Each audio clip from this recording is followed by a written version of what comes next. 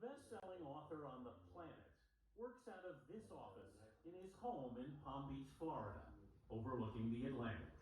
I kind of work here, and then I'll work there as well, and then also in the back room.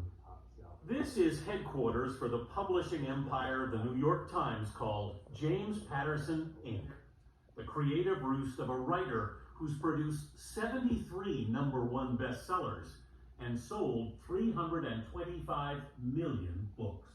You want to explain this one? Yeah, I write with a pencil.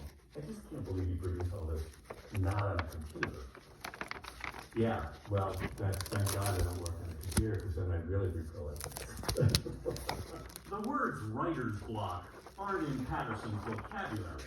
With a team of co-writers, he puts out the Alex Cross mysteries, the Women's Murder Club, Michael Bennett and Max